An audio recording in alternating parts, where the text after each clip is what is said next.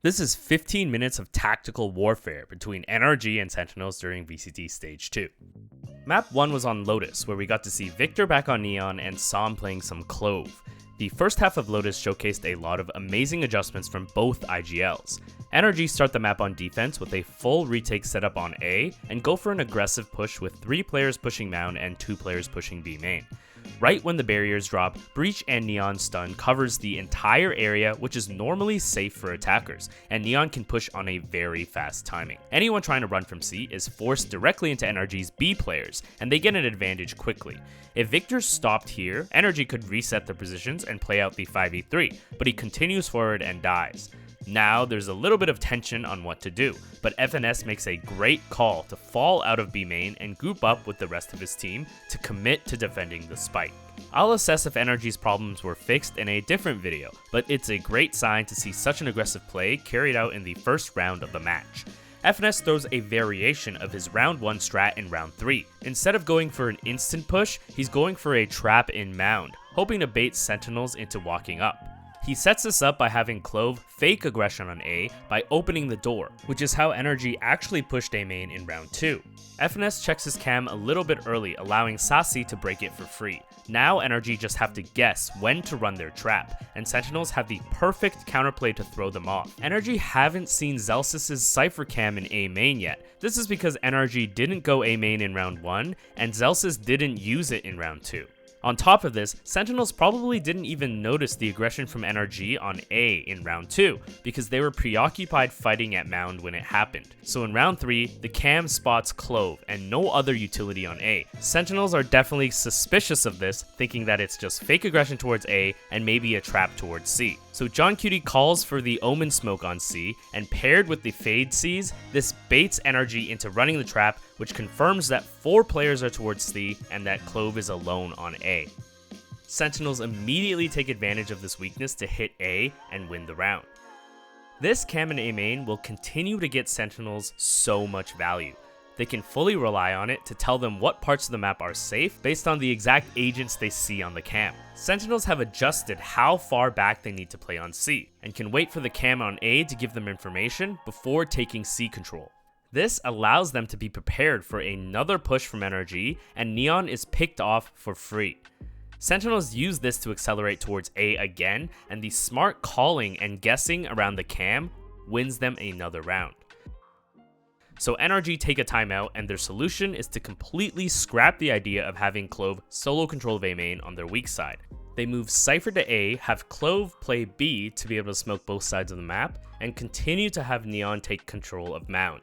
This is definitely an improvement to their setup, because now Neon can play a little bit more passively towards C if needed, since A is not as weak as it was before.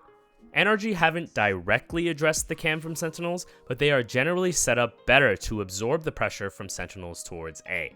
Sentinels use the cam again to take full control of A main, but once they realize that Cypher has been anchoring it, they make the smart call to slow it down a little bit. Zekken has snuck deep into stairs without NRG knowing, and this gives Sentinels a great mid-round idea to pivot into a B hit.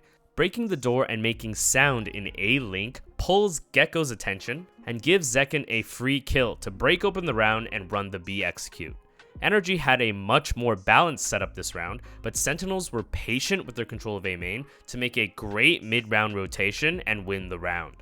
Now NRG know that they have to challenge the cam somehow, so in round 11 they move Neon back to A main. This time Zelsys doesn't flip his Cypher cam early enough, so Victor is able to sneak to Rubble without being seen, and Crashies is prepared to Gecko flash off of the contact from just outside the cam's vision. Simultaneously, NRG drops a Clove one-way towards C, which fakes control of Mound. The combination of the wrong info on A and fake pressure towards C makes Sentinels believe that Mound is being held by NRG. Because of this, Sentinels commit a lot of utility into Mound, but nobody is there. Now this is definitely a big win for NRG, but at the very least, Sentinels are going to show us how to use that Mound control and have the perfect agent to do it. Sentinels throw the deadlock wall into water, which enables this amazing sequence. NRG are panicking because Sentinels open the door and fade ult B. FNS gets his rotation blocked by the wall, and Clove dies peeking the revolving door angle, desperate to help stop the B main execute. Then, Sentinels go back to C through the door, and now Breach has his rotate block, forcing him to run through spawn. He makes it just moments too late to help FNS, and NRG were only ever able to take solo peeks throughout the round. The early round tactics are going back and forth between NRG and Sentinels, but Sentinels are making much better late round calls that NRG have no response for. FNS makes one final adjustment to their setup in the last round of the half. They throw the Breach and Neon stun into C like before to fake aggression, which scares Sentinels and forces out their defensive deadlock wall. This was a super smart adjustment, but Sentinels built a massive economy and can afford to buy a free op. Victor gets killed even though he's jump spotting on Neon, but Sentinels don't immediately take control of Mound. FNS goes back to playing A on Cypher, but now instead of playing passively and giving up free control of A main, he's the one opening the door and placing a counter cam past Rubble to force Sentinels to have to come out and kill it. Both teams shoot both cams, but now Sentinels have to put themselves in danger to actually take control of A main. NRG are finally able to punish Sentinels walking out of A main, and then they make the call to fight into attacker's spawn. You could argue that this was kind of a bad play, because the Cypher ult reveals that all of Sentinels are still in their spawn, but I think it's fundamentally fine, and it's the micro that was just poorly executed. FNS peeks alone before Clove can smoke off C, and this single action prevents Fade from getting properly punished. On top of that, there are still synergy issues because Breach is running away while Gecko is ulting in, which gives Breach a much worse timing to fight. This time they're actually making a decent team play late into the round, but aren't able to execute. Sentinels were able to take this momentum and run with it, going on to win this map and dominating the first half of their second map. Sentinels were already up 11-3 on Sunset before NRG showed any signs of life. NRG start their comeback by testing Sentinel's A setup.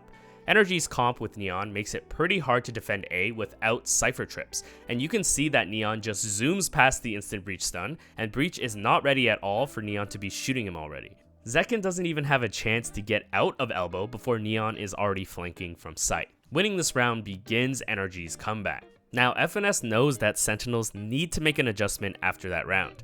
There are two main ways for Sentinels to respond to a round like that. Firstly, you can just play retake on A, which we've actually seen Sentinels do successfully the last time they played NRG on this map. But instead of playing retake, you can also over-invest into fighting for A main, which is what Sentinels do in the next round.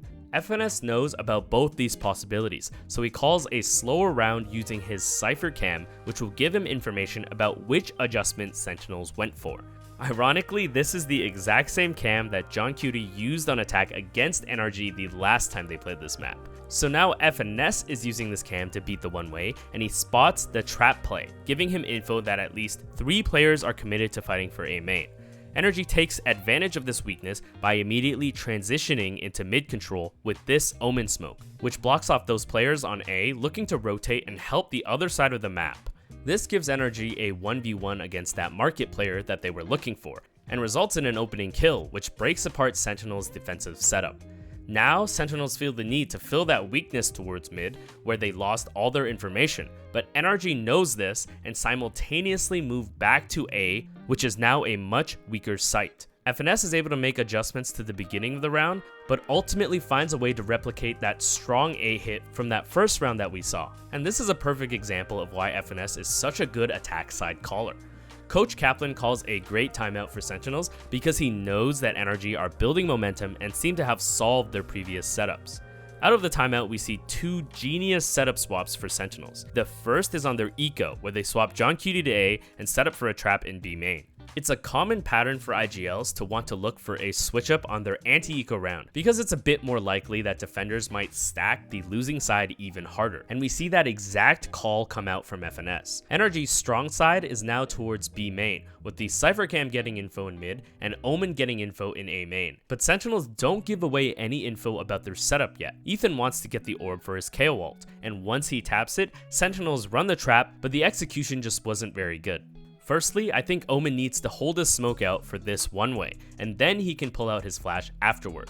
On top of that, you can see Omen ready to flash this line, but changes his mind at the last second when he hears the orb tap. If played correctly, this trap would have definitely gotten the kill on KO, but this ends up losing them the round.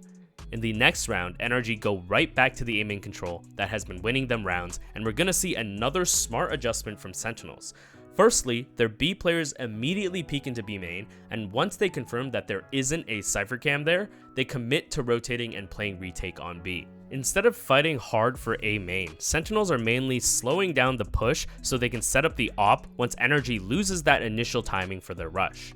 Sentinels have also accounted for NRG's previous rotation from A main to mid once they see that resistance on A, so you can see that they're already preparing for a fight there as well, although nothing comes of this for a while.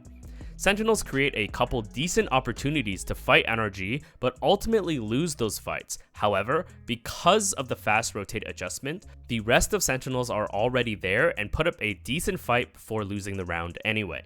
The last thing that Sentinels haven't tried yet is a retake setup on A. They try this on their eco round, where they position again for a big fight in mid, but NRG continue playing through A main because this has never stopped working for them. We're gonna see another example of why it's so hard to play safe and then back off against the Neon, as TenZ isn't able to get off site safely. But despite being down one player on an eco, Sentinels are able to test their retake protocols on A and see that it works quite effectively. They're able to win a 4v5 retake on an eco, bringing them to match point. So johnqt makes the obvious call to play another retake setup in the next round when they actually have guns. This time they also have Gecko ult, which is the exact situation that Sentinels played retake against NRG last time they matched up on Sunset as well.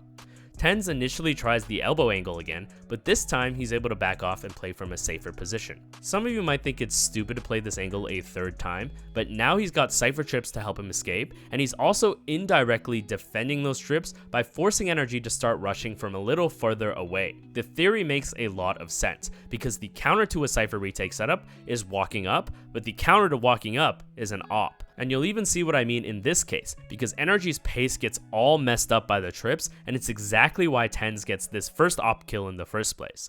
Originally he gets pushed off the angle by the KO flash, but NRG cannot flood out because they have to wait for the trip to get killed, which gives TenZ a small timing to re-peek and find a kill. Simultaneously, johnqt's Cypher trip gets a free kill on FNS. By all means, this retake setup worked, but Sentinels were not disciplined enough and find ways to get picked off before they can set up for the retake. This causes them to lose a round where they were in a really good position. This gives FNS the idea to call another different setup during the anti-eco, and this time he's the one maintaining control in both B main and A main, while his team uses that info to work up mid. Last time after the anti-eco, FNS went straight back to A main control, so Sentinels are expecting that same pattern. Instead of playing retake, they're calling a 4-man stack on A and playing retake on B, trying to hard read NRG's calling patterns. But FNS makes a really good call to switch it up, and now they work through B main instead, which gives them a free site. Both teams run the exact same setup for another consecutive round, and NRG get a free site again. Despite their post plants being shaky, FNS is in the IGL zone right now, and Sentinels are always a step behind. In the next round, Sentinels finally stop 4-stacking A and send TenZ to maintain control of B main, but now FNS is finally going back to that explosive A rush that got them rolling in the first place.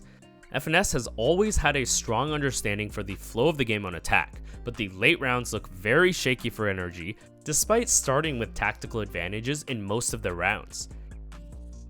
NRG start overtime on defense and go with this really cool setup where they commit to defending the edges of the map and rely on Cypher utility to hold mid. By using a KO knife lineup from A that lands in B main and a Sova dart into A main, they can gain information of both sides that both groups can use to push and pull control of the map. The KO knife scans all 5 players, and I would have liked to see NRG triple push the flank off this info instead of rotating through spawn or playing passively on A. This info still helps get Victor an op kill, and NRG are able to stall out the clock until Sentinels are forced to hit B with no time remaining. NRG always seem to make great adjustments to their initial setups, but can't find the right team plays to close out rounds.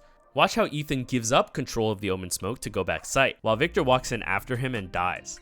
Sentinels are able to steal match point away and return to one of their original ideas. This is a setup where they're able to deal with that immediate A rush, but are also ready to transition into fighting for mid later into the round. Once A main is quiet, they leave TenZ there to maintain control of it, while 3 players move towards top mid. Sentinels have prepared for a mid-trap in multiple rounds, but the flow of the match never allowed it to come to fruition. But now, in the final round of overtime, NRG have finally decided to take control of top mid, and Victor's spacing is just a bit too far ahead of his teammates. Victor makes a crucial mistake in his pathing because he walks straight up into Sassi's angle instead of going wider towards the right. This mistake causes the entire play to crumble because when Zelsis and Zekin swing, you can see most of NRG haven't crossed market yet but are milliseconds away from doing so.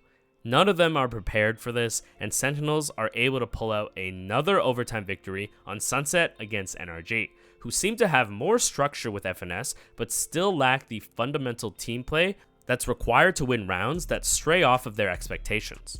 I'll be making a full video dedicated to analyzing their new rosters soon, so make sure to subscribe for when that happens, and I'll see you guys next time.